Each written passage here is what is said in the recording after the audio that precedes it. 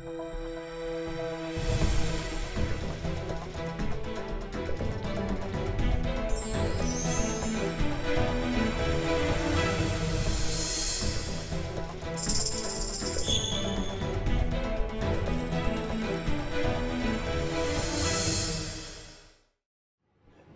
کے ایک شخصیت کے طور پہ الہی معیار کا یہ تقاضا ہے کہ انسان اپنے ارد گرد پھیلتی بڑھتی دنیا کے تعلق سے اسرار و رموز ہستی کے حوالہ سے جتنے سوالات اٹھائے گئے ہیں ان پہ سوچے، ان کو جاننے کی کوشش کرے اور ان کے جوابات کا متلاشی ہو۔ تلاش کا یہی سفر انسان کی جمالیاتی حس کی تسکین کرتا ہے، اور یہ حس کہاں سے آئی، یہ بھی ایک سوال ہے۔ انسان پرسن ہوڈ، شعور نفس، تخلیقی معیار اور اسرار و رموز ہستی کے حوالہ سے اٹھائے گئے تمام سوالوں کی کھوج میں آج تک سرگرداں ہے، اور انہی سوالوں نے انسان کے اندر خدا کی دی ہوئی اس لیاقت کو جو اسے الہی طور پر ودیت کی گئی ہے جلا بخشی ہے۔ پروگرام سوال آپ کا انہی تمام سوالوں کے جوابات کے طور پہ آپ کے سامنے پیش کیا جاتا ہے۔ وہ سوالات جو مذہب، عقیدے، ایمان کی سچائیوں اور بنیادوں کو استوار کرنے کے حوالہ سے ہمارے ذہنوں میں پائے جاتے ہیں۔ انہی سوالوں کی تسکین کے لیے،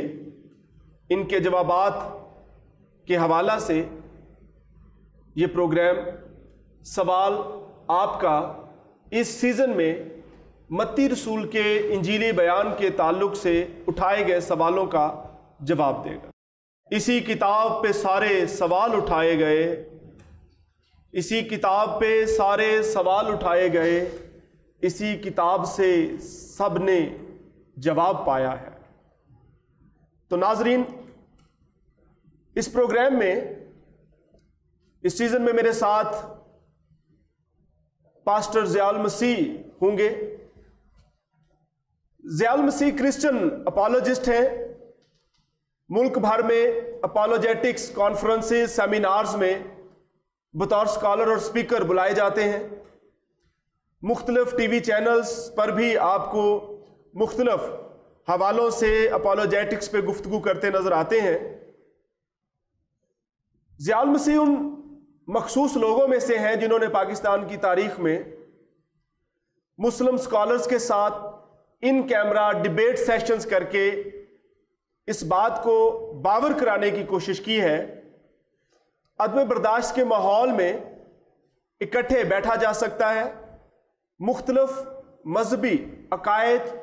نظریات اور طرز زندگی رکھنے کے باوجود باہمی یگانگت، امن اور بھائی چارے کی ترویج کے ساتھ ساتھ سچائیوں کا ادراک حاصل کیا جا سکتا ہے۔ چنانچہ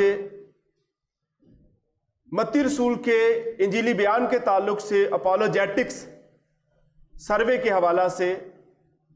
انتہائی مدلل اور بائبلی نقطہ نظر سے بات کرتے ہوئے ہمارے ساتھ اپالوجسٹ ضیاء المسیح ہوں گے۔ تو ضیاء المسیح صاحب سے ہم اس پروگرام میں جو بنیادی سوال ہے اپالوجیٹکس کے حوالے سے وہیں سے گفتگو کا آغاز کریں گے، اور اس پروگرام میں ہم صرف اپالوجیٹکس، اس کی ضرورت، اہمیت اور اس کے آپریشنز پہ بات کریں گے، فنکشنز پہ بات کریں گے، اور اس کے بعد ہم متی رسول کے انجیلی بیان کے اپالوجیٹکس سروے کے حوالہ سے آگے بڑھیں۔ ضیاء المسیح صاحب، ہم آپ کو پروگرام سوال آپ کا میں خوش آمدید کہتے ہیں۔ سب سے پہلے یہ بتائیے کہ اپالوجیٹکس ہے کیا؟ پروفیسر شہزاد انصر صاحب، پہلے تو میں آپ کا بہت شکر گزار ہوں کہ آپ نے اس پروگرام میں مجھے دعوت دی، اور خاص طور پر پروگرام کے نام کے حوالے سے کہ سوال آپ کا، بہت خوبصورت نام ہے جو کہ لوگوں کو دعوت دیتا ہے کہ وہ سوال پوچھیں۔ اور جیسا کہ آپ نے کہا کہ ہم متی کی انجیل کا اپولوجیٹک سروے کرنے جا رہے ہیں، تو سب سے پہلے آپ نے یہی پوچھ لیا کہ یہ اپولوجیٹکس کیا ہے، اور بے شک یہ آپ کو پوچھنا چاہیے تھا تاکہ سب سے پہلے یہی بات جو ہے اسے واضح کر دیا جائے کہ اپولوجیٹکس کیا ہے۔ ہاں، اگر اپولوجیٹکس کا ذکر کیا جائے اور اسے بیان کیا جائے تو یہ یونانی کے ایک لفظ اپولوجیا سے اخذ کیا گیا ہے، اور اگر ہم اس کی تشریح کریں اور اس کی تعریف کریں تو وہ یہی ہے کہ ہم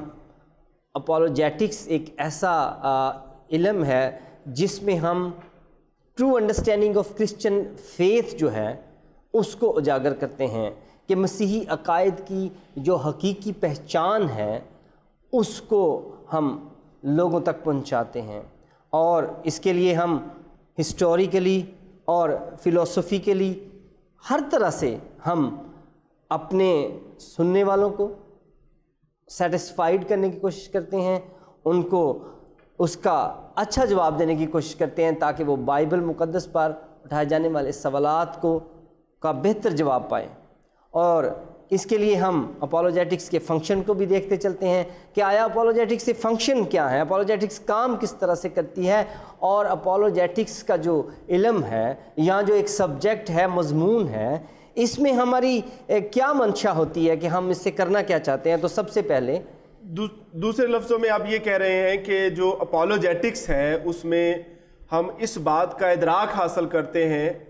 کہ جو ہمارا عقیدہ ہے یا ایمان ہے اس کا دفاع کیسے کیا۔ جی بالکل، یعنی کہ ہم مسیحی ایمان کی، مسیحی عقیدے کے دفاع کرتے ہیں ان تمام باطل خیالات اور ایسے سوالات جو اس پر اٹھائے جاتے ہیں، یہ ظاہر کرنے کے لیے کہ شاید یہ سب کچھ غلط ہے، لیکن پوچھنے کی ضرورت ہے۔ ہمیں بہت سی باتیں سمجھ نہیں آتی، عام دنیا میں رہتے ہوئے بھی ہمیں لوگوں کے بارے میں، اداروں کے بارے میں، چیزوں کے بارے میں غلط نظریات ہم بنا لیتے ہیں، لیکن بعد میں وہ جب ہم وہاں پہنچ کر دیکھتے ہیں یا ان لوگوں سے پوچھتے ہیں تو ہم اس سے ہمیں واضح ہوتا ہے کہ یہ بات اس طرح سے نہیں تھی جس طرح ہم سوچتے ہیں۔ اور جس طرح میں اپولوجیٹکس کے فنکشن کی بات کر رہا تھا کہ ہم اس سے چاہتے کیا ہیں، ایک مسیحی عقائد میں رہتے ہوئے ہم اس سے چاہتے کیا ہیں۔ سب سے پہلے ونڈیکیشن سے ہماری مراد ہے کہ ہم جسٹیفائی کرتے ہیں، ہم پروفز دیتے ہیں، اور ہم سائنٹیفکلی، ہسٹوریکلی ایویڈنسز دیتے ہیں کرسچن فیتھ کے لیے، تاکہ ہم کرسچینٹی کا، مسیحیت کا جو کیس ہے اس سے پوزیٹیولی پریزنٹ کریں۔ دوسرے لفظوں میں آپ مسیحیت کو براہ راست اس کی اوریجنل پکچر میں پیش کرتے ہیں تاکہ جو کوئی دور بیٹھا ہے یا اس نے کسی اور عقیدے میں جنم لیا اور اس کے نزدیک مسیحیت جو ہے ایک غیر مذہب کے طور پر ہے، تو لہٰذا اس کے نزدیک اس کو بتانے کے لیے ہم ان باتوں کا سہارا لیتے ہیں، تاکہ اور نہ صرف ان کے لیے بلکہ ہم کلیسیا کے لیے بھی اسے پیش کرتے ہیں، اپنے نوجوانوں کے لیے بھی۔ اور دوسرا جو فنکشن ہے اس کا، وہ جیسا کہ آپ نے بتایا، آپ نے بیان کیا، وہ ہے ڈیفینس۔ تو ڈیفینس میں ہم جو پوزیشن ہے کرسچینٹی کی اس کو واضح کرتے ہیں، اور مس انڈرسٹینڈنگز جو ہیں کہ جو اسے غلط سمجھا جا رہا ہے یا مس ریپریزنٹیشنز جو ہیں، یعنی جہاں جہاں مسیحیت جو ہے اس کو غلط نقطہ نظر سے دیکھنے کی کوشش کی جا رہی ہے، اس کی اور پھر بہت دفعہ اس کو مس ریپریزنٹ بھی کیا جا رہا ہے، یعنی کہ مسیحیت کی جو عقائد ہیں انہیں غلط طریقے سے ان کی نمائندگی کی جا رہی ہے، اور یہ ہمارے اندر ہی ہو رہا ہے، غلط رنگ سے پیش کیا جا رہا ہے، اور مختلف نظریات رکھنے والے لوگ جو ہیں وہ پیدا ہوتے ہیں اور بدعات جنم لیتی ہیں۔ تو جب ہم ڈیفینس کرتے ہیں مسیحی عقیدے کا تو ٹرو انڈرسٹینڈنگ ہم دیتے ہیں کہ حقیقت میں ہم کیسے سمجھتے ہیں، اور پھر ہم اس پہ مسیحی عقائد پہ جو کرٹیسزم ہو رہی ہے، تنقید ہو رہی ہے، اور اس کا جواب دیتے ہیں، تاکہ جو شخص ہم سے سوال کرنے آیا ہے یا جس نے سوال کیا ہے ہم انہیں ایک مناسب جواب دے سکیں۔ تو تیسرا فنکشن جو اس کا ہے وہ ریفیوٹیشن ہے، ریفیوٹیشن رد کرنا۔ نہ صرف ہم یہ ہے کہ true understanding of Christian faith کو ڈیولپ کرتے ہیں اور کرسچینٹی کا کیس جو ایسے پازیٹیولی ریپریزنٹ کرتے ہیں، بلکہ جو باطل خیالات ہیں ان نظریات کو بھی ہم رد کرتے ہیں، اور بالکل اسی طرح سے ہم لاجک کے ساتھ، سائنٹیفیکلی، ہسٹوریکلی، ایویڈنسز کے ساتھ، پروفز کے ساتھ اس کو رد بھی کرتے ہیں۔ اور آخر میں جو چوتھا اس کا فنکشن ہے وہ ہے پرسویشن، جس میں آمادگی، کہ ہم کنونس کرتے ہیں لوگوں کو آمادہ کرتے ہیں کہ وہ مسیحیت کی جو ریئل پکچر ہے، جو حقیقی پہچان ہے، اس کو سمجھیں اور یسوع المسیح کو اپنا حقیقی نجات دہندہ قبول کریں اور ہزاروں برکتیں جو ان کے لیے موجود ہیں انہیں حاصل کریں۔ یہ تو بڑا ایک اس حوالے سے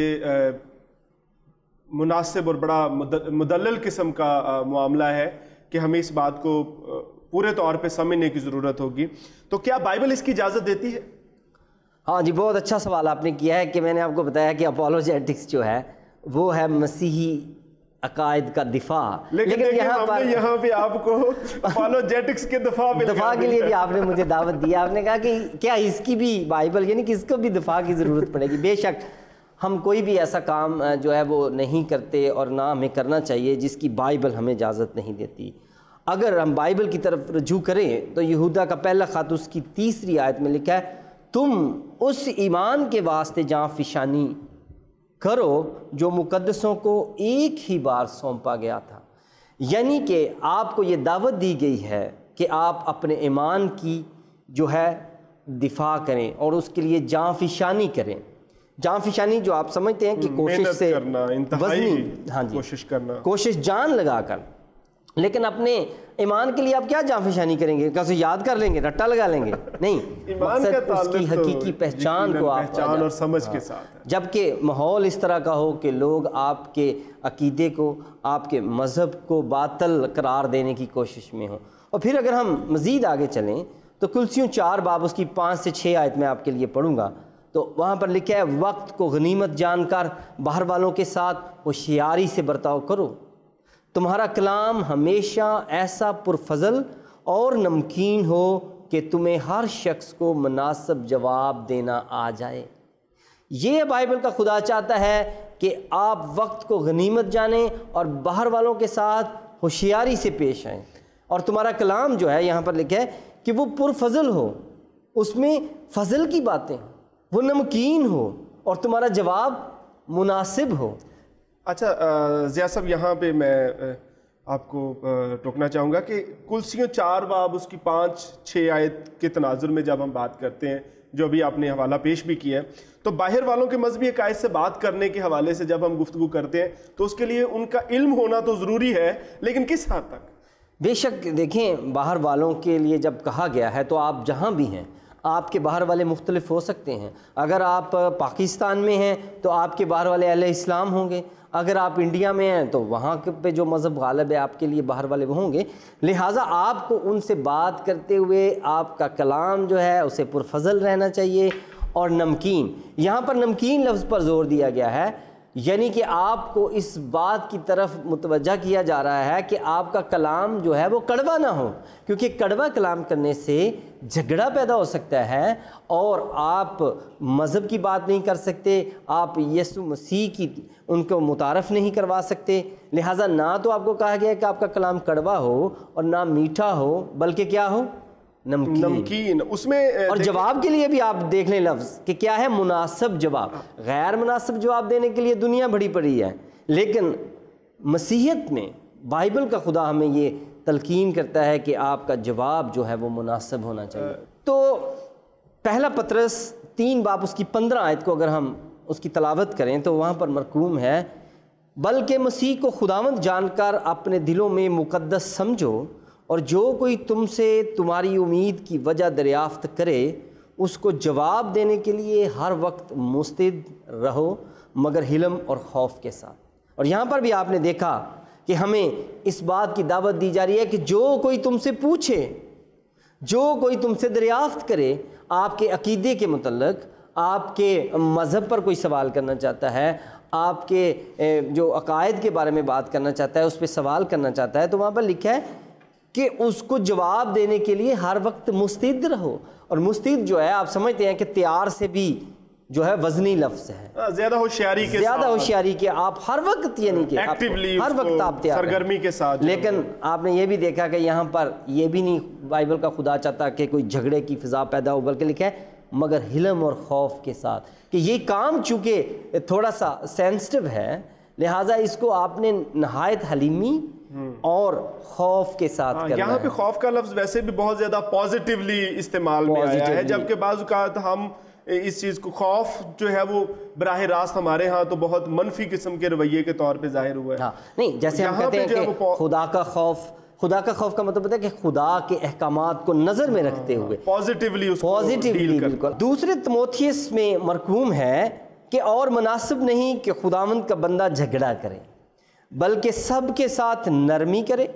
اور تعلیم دینے کے لائق اور بردبار ہو، اور مخالفوں کو حلیمی سے تادیب کرے، شاید خدا انہیں توبہ کی توفیق بخشے تاکہ وہ حق کو پہچانے۔ یہ لکھا ہے، یعنی کہ آپ دیکھیں کہ یہاں پر ایک خدا کے خادم کو یہ دعوت دی گئی ہے کہ وہ کبھی بھی ایسی کوشش نہ کرے کہ جھگڑے کی فضا پیدا ہو، ہاں لیکن اپنے عقیدے کی سچائی کو بیان کرتے ہوئے اسے ہمیشہ سچائی کا ساتھ دینا چاہیے۔ ایسا نہیں ہے کہ وہ حالات کے ساتھ مجبور ہو کر باطل خیالات کے ساتھ سمجھوتا کر لے، بلکہ اسے بتانا چاہیے کہ وہ اس بات تک مانتا ہے، اس بات کو نہیں مانتا ہے، لیکن یہ سارا کام حلیمی کے ساتھ اور بغیر جھگڑا پیدا کیے ہوئے۔ بائبل ہمیں، بے شک آپ نے سنا کہ بائبل ہمیں اس کی اجازت دیتی ہے۔ دیکھیں، جب آپ باہر والوں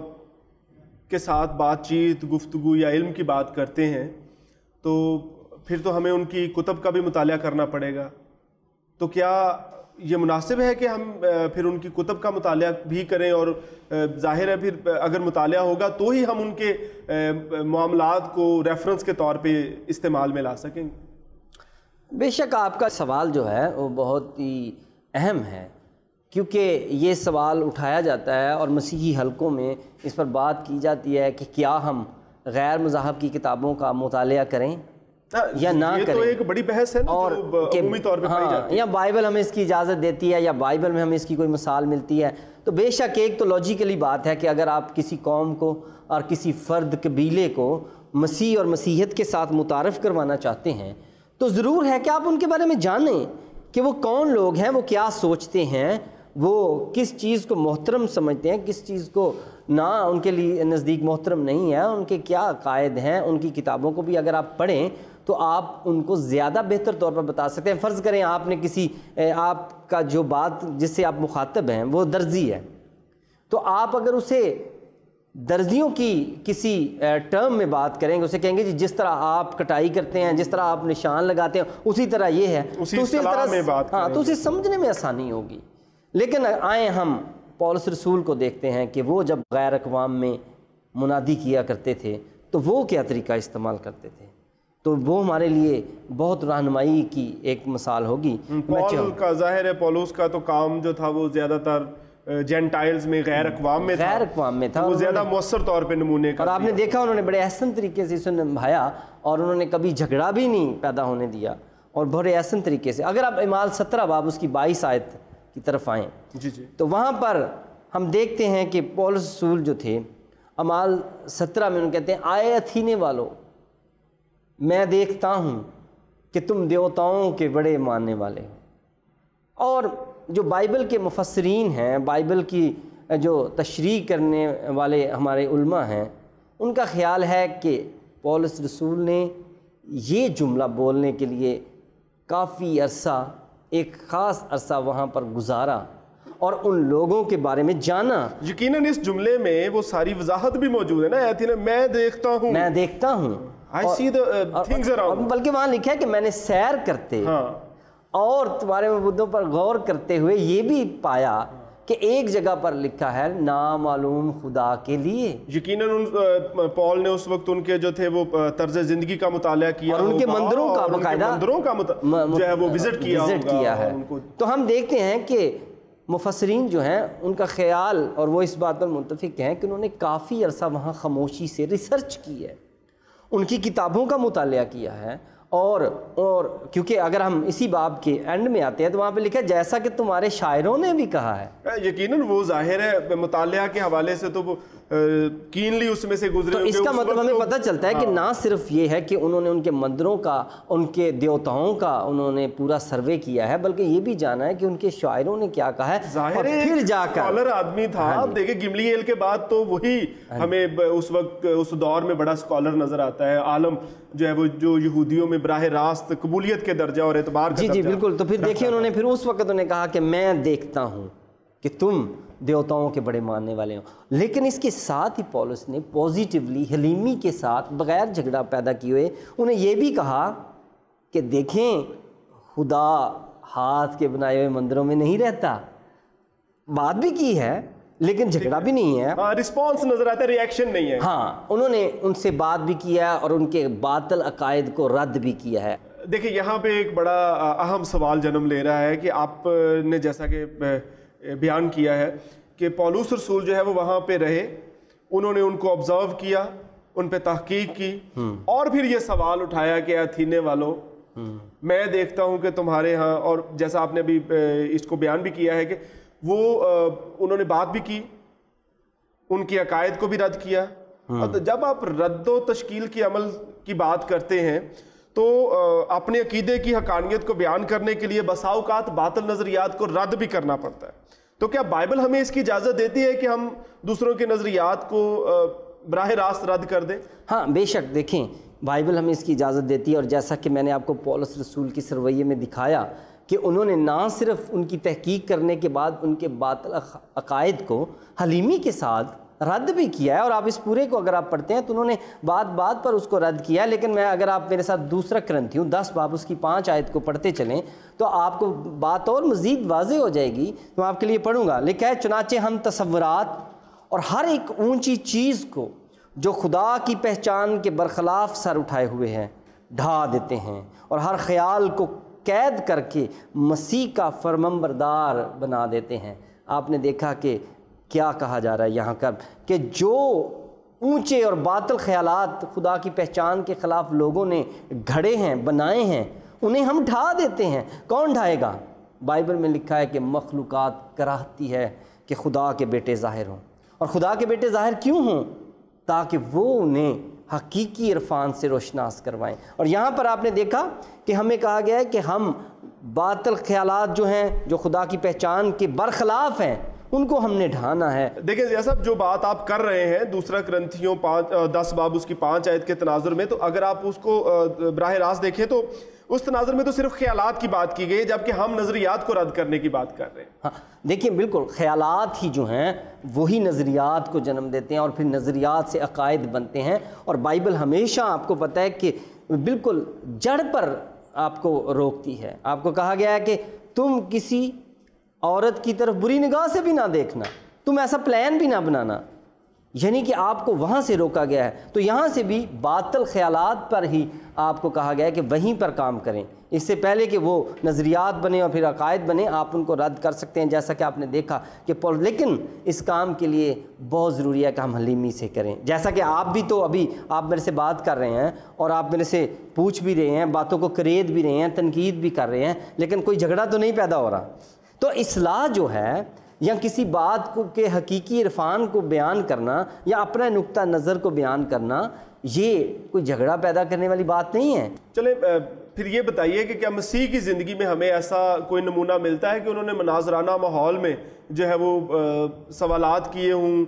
رد کیا ہو نظریات کو، یا پھر اس طرح کی کوئی گفتگو یا منادی کے عمل کو اپنایا ہو؟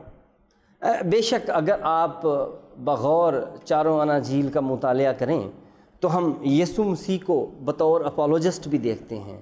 یسوع کو بطور استاد بھی دیکھتے ہیں. ہم دیکھتے ہیں کہ یسوع کی زندگی میں یسوع سے 113 سوالات پوچھے گئے، اور خود یسوع نے 52 سوالات لوگوں سے پوچھے، اور یسوع کے شاگردوں نے بھی یسوع سے 25 سوالات پوچھے۔ آپ کو پتہ ہے وہ جب سارا دن تبلیغ کے عمل میں رہتے اور شام کو وہ آ کر یسوع سے سوالات پوچھا کرتے تھے۔ یعنی یسوع مسیح جو تھے وہ ساری زندگی سوالوں میں گھرے رہے، اور انہوں نے لوگوں کے سوالوں کے جوابات دیے، اور بعض دفعہ بیشتر دفعہ ایسا ہوتا تھا کہ جس شخص کو وہ جواب دے رہے ہوتے تھے وہ اس سے جو تھا وہ اس سے خوشی نہیں ہوتا تھا جواب سے، اور وہ اگلے سوال کرنے کی میں تیاری کر رہا ہوتا تھا، لیکن جو لوگ سن رہے ہوتے تھے وہ برکت پاتے تھے۔ اور آج ہم کئی ایسے سوالوں کے جواب یسوع نے دیے کہ اس سے آج ہم نے بھی برکت پائی ہے، آج ہم نے بھی سیکھا ہے کہ ہم نے ان باتوں سے سیکھا ہے۔ لہٰذا ہمیشہ جو سوال کرنے والے ہیں انہیں ہمیں عزت دینی چاہیے، کیونکہ اس سے آپ کو تبلیغ کرنے کا موقع ملتا ہے۔ اور یہاں ہم یسوع کی زندگی میں بھی دیکھتے ہیں کہ یسوع لوگوں کے سوالوں کے جواب دیا کرتے تھے، بلکہ یسوع نے جب اپنی منادی کا آغاز ہی کیا تو آپ دیکھ سکتے ہیں کہ شیطان کے ساتھ ان کی باقاعدہ ایک ڈبیٹ ہوئی ہے۔ تو ہم دیکھتے ہیں کہ ابلیس جو تھا وہ بھی بائبل کے حوالہ جات جو تھا وہ پیش کر رہا تھا، اور یسوع مسیح بھی بائبل میں سے حوالہ جات کے ذریعے سے اسے جوابات دے رہے تھے۔ تو یہ ایک مناظرانہ ماحول تھا، اور یسوع نے اس کو کیا، اور پھر یسوع مسیح نے ایسا کام جو تھا وہ سینیگاگز میں کیا، چوک میں کیا، اور جہاں جہاں انہوں نے تبلیغ کی انہوں نے اس کو کیا اور اس کام کو جاری رکھا۔ اور اگر آپ متی کی انجیل میں دیکھیں، متی 22 باب کو اگر آپ میں کہتا ہوں کہ صرف آپ پڑھیں تو متی 22 باب میں دیکھتے ہیں کہ صدوقیوں نے آ کر سوال کیا کہ اچھا جی وہ ایک خاتون تھیں، وہ 7 بھائیوں کی باری باری بیوی بنی، تو اب انہوں نے سوال پوچھا ہے مسیح یسوع سے کہ قیامت والے دن وہ کس کی بیوی کہلائے گی؟ تو مسیح یسوع نے بہت خوبصورت جواب دیا، اور وہ جواب ہمارے آج بھی کام آیا۔ مسیح یسوع نے کہا آسمان پر بیاہ شادی نہیں ہوگی، بلکہ لوگ فرشتوں کی مانند ہوں گے۔ اور آج آپ کا سٹینڈرڈ دے دیا کہ خدا کی بادشاہی جو، اور آج ہم جانتے ہیں کہ ہمیں وہاں پر کوئی جنسی عمل نہیں ہوگا، کوئی شادیاں نہیں ہوگی۔ لیکن اسی باب میں ہم دیکھتے ہیں کہ شرع کے عالم بھی آئے اور انہوں نے بھی سوالات کیے، اور پھر اسی باب میں ہم دیکھتے ہیں کہ فریسی بھی آئے اور انہوں نے بھی آ کر سوالات کیے، اور جب 3-4 لوگوں نے سوالات کر لیے تو پھر یسوع نے کہا ایک سوال میں نے بھی کرنا ہے۔ تو یسوع نے کیا کہا؟ تم مسیح کے بارے میں کیا سمجھتے ہو کہ وہ کس کا بیٹا ہے؟ اور ہم دیکھتے ہیں کہ اگر آپ اس باب کو مطالعہ کریں تو وہ جواب نہیں دے سکے، کیونکہ انہوں نے کہا داؤد کا، انہوں نے کہا داؤد تو خود کہتا ہے کیا ہے میرے خداوند نے میرے خداوند سے کہا کہ میری داہنی طرف بیٹھ، اور یسوع مسیح نے کہا کہ داؤد تو خود اسے خداوند کہتا ہے۔ تو لکھا ہے کہ وہ اس کے جواب میں ایک حرف نہ کہہ سکے، اور آگے لکھا اور نہ اس دن کے بعد کسی کو اس سے سوال کرنے کی جرت باقی رہی۔ یہ وقت تب آتا ہے جب آپ بائبل پر اٹھائے جانے والے سوالات اور مسیحیت پر اٹھائے جانے والے سوالات کا جواب دینے کے لیے اپنے آپ کو پیش کریں، اور جب تک ہمارے پاسٹر صاحبان، ہمارے بشپ حضرات اور ہمارے تمام جو علماء ہیں وہ اس بات سے بچتے رہیں گے تب تک یہ سوال ہمارا پیچھا کرتے رہیں گے۔ یقیناً ضیاء المسیح صاحب میں آپ کی اس بات سے پوری طرح اتفاق کرتا ہوں کہ ہماری جو براہ راست اس پروگرام کے حوالے سے جتنی گفتگو رہی ہے اس میں ہم دیکھتے ہیں کہ خداوند یسوع مسیح کی زندگی میں بھی انہوں نے چوکوں میں اور سینیگاگز میں بھی اور جہاں کہیں ضرورت پیش آئی ڈیبیٹ سیشنز کیے، رسپونڈ کیا ہے سوالوں کو اور سوالوں کے جواب دیے ہیں اور سوالوں کو ویلکم کیا ہے۔ جی ناظرین، تو آپ کے تمام سوالوں کو بھی ویلکم کیا جاتا ہے۔ آپ متی رسول کے انجیلی بیان پر اٹھائے گئے تمام سوالات جو آپ کے ذہنوں میں کنفیوژنز پیدا کرتے ہیں ہمیں لکھ بھیجیے، ہم سے کانٹیکٹ کیجیے اور پوچھیے، کیونکہ پوچھنا، جاننا اور پرکھنا آپ کا حق ہے، اور خدا نے آپ کو چونکہ آزاد مرضی پیدا کیا ہے سوال اٹھانے کے لیے، جواب پانے کے لیے، کیونکہ اسی کتاب پہ سب نے سوال اٹھایا ہے، اسی کتاب سے سب نے جواب پایا ہے۔ اپنا خیال رکھیے اور ہمارے ساتھ رہیے۔ اگلے ہفتے پھر ملاقات ہوگی آپ کے پسندیدہ پروگرام سوال آپ کا۔